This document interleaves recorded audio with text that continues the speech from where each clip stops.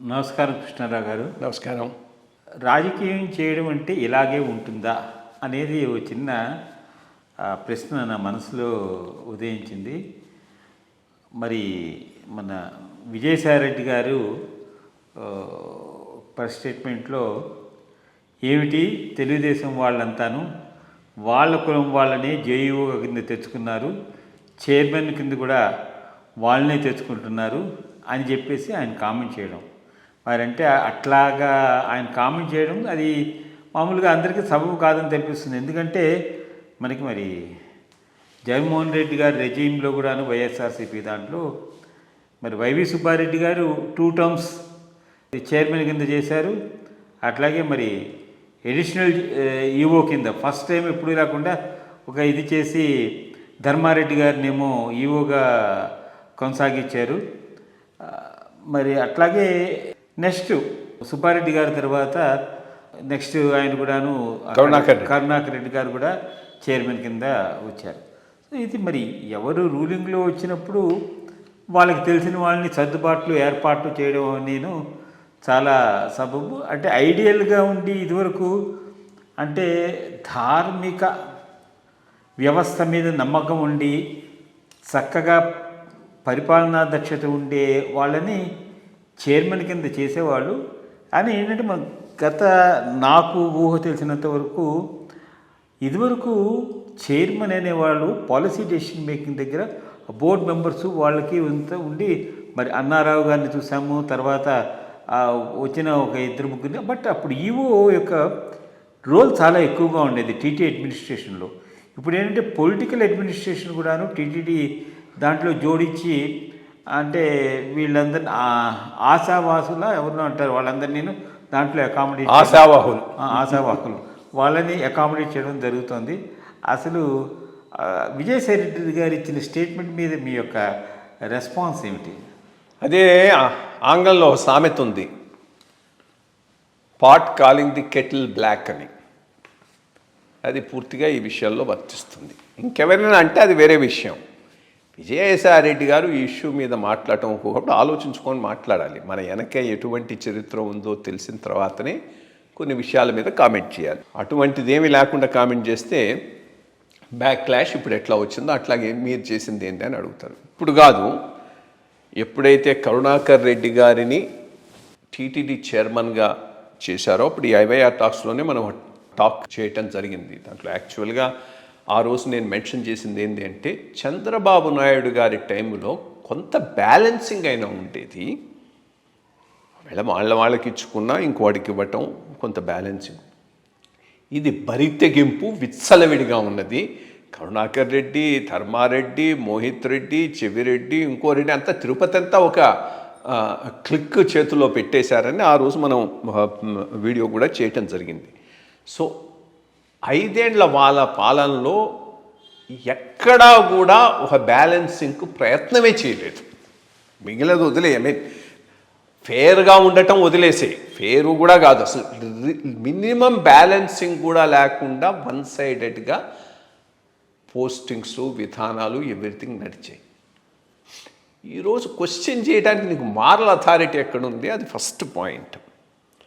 Second, నాకు పనిచేశాడు Venkayya Chowdary, good fellow actually, it's a good officer and a very very ధార్మిక్ person. So అక్కడేమీ పెద్ద నువ్వు కాస్ట్ యాంగిల్ చూడాల్సినటువంటి అవసరం ఉన్నటువంటి వ్యక్తి అయితే కాదు అతను.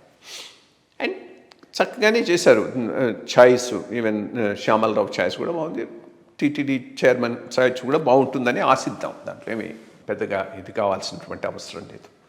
బట్ ఓవరాల్గా ఇష్యూను ఇన్ ఎ డిఫరెంట్ యాంగిల్ ఆలోచిస్తే ఈ ఇష్యూ నేను మొదటి నుంచి చెప్తూ ఉన్నాను. ఆంధ్రప్రదేశ్ రాష్ట్రంలో ఒక 3వ ప్రత్యామ్నాయం ఏ రకంగా అవసరం అనే దానికి ఈ ఇద్దరు చేసేటటువంటి విధానాలు అర్థం పడతాయి. ఇప్పుడు నువ్వు చేశావు, నీకన్నా నేను తక్కువ చేస్తున్నాననేది ఇష్యూ కాదు. అసలు ఈ 2 రాష్ట్రాలలో, మన ఆంధ్ర రాష్ట్రంలో ఈ 2 పార్టీలు కూడా కుల కుటుంబ వారసత్వ రాజకీయాల మీదనే నడుస్తున్నాయి.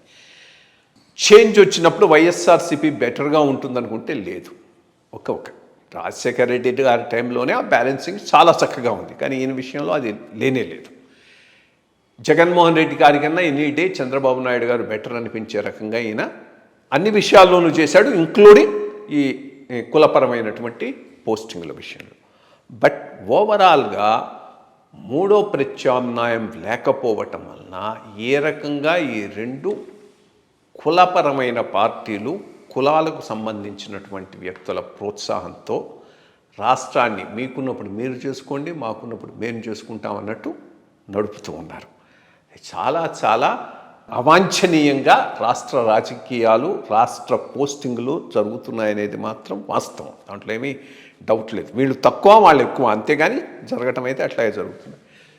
దీనికి ఎప్పటికైనా ఆన్సర్ ఏంటంటే ఒక మూడో ప్రత్యామ్నాయం ఆంధ్ర రాష్ట్రంలో అవతరించాల్సిన అవసరం ఎంతైనా ఉన్నది.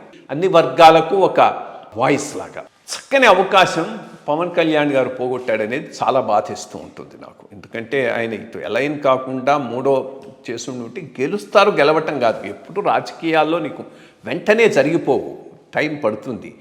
ఎన్నాళ్ళు పోరాడాడు కాంచీరామ్ ఉత్తరప్రదేశ్లో, మాయావతి, ఎన్ని సంవత్సరాల తర్వాత వాళ్లకు రాజ్యాధికారం వచ్చింది. బట్ ఒక ఆల్టర్నేటివ్గా ఉద్భవించారు, మర్చిపోకూడదు. వాళ్ళు అనుకున్న ఆల్టర్నేటివ్గా, మనం అనుకున్న ఆల్టర్నేటివ్గా అధికారం రావాలంటే వెయిట్ చేయాలి, పోరాడాలి.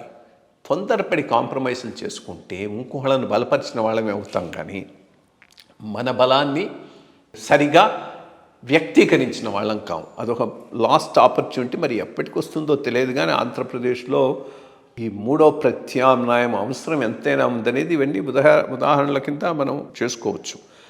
ఈ ఇష్యూలో ఇప్పుడు జరిగిన పోస్టింగుల వరకు చాలా ఫేర్గా ఉన్నాయి, చాలా చక్కగా ఉన్నాయి, దాంట్లో ఏమీ ఇష్యూ లేదు. బట్ ఓవరాల్గా అయితే ఈ ట్రెండ్లు మాత్రం నడుస్తున్నాయి. వాళ్ళు ఉంటే వాళ్ళు, వీళ్ళు ఉంటే వీళ్ళు చేసుకోవటం అనేటటువంటిది ఈరోజు మాట కాదు. గత 20-30 ఏళ్ల నుంచి చక్కగా నడుస్తున్నటువంటి వ్యవస్థలు. వాళ్ళు వీళ్ళకు చేసుకోవటం అనేది. సో దీనికి ఎప్పుడు అంతం పడుతుందనేది చూడాలి. మరి ఈ మూడో ఆల్టర్నేటివ్ ఏ రకంగా ఉద్భవిస్తుందో అనేది కాస్త వేచి చూడాల్సిన అవసరం అయితే. ఏదైనా విజయసాయి రెడ్డి గారు చేసిన కామెంట్ మటుకు తప్పకుండా హర్షణీయమే కాదు. అసలు వాళ్ళకు ఆ రకమైన కామెంట్ చేసే అర్హతే లేదు. మొట్టమొదటి పాయింట్ అది. ఇంకెవరైనా చేస్తుంటే ఎవడో సిపిఎం వాడో సిపిఐ వాడో అని ఉంటే అది వేరే విషయం. అట్లీస్ట్ దానికి కొంత స్ట్రెంగ్త్ ఉండి ఉండేది. వీళ్ళు చేయటం దానికి అర్థం లేని మాట. మంచి విషయం చెప్పారండి. Thank you.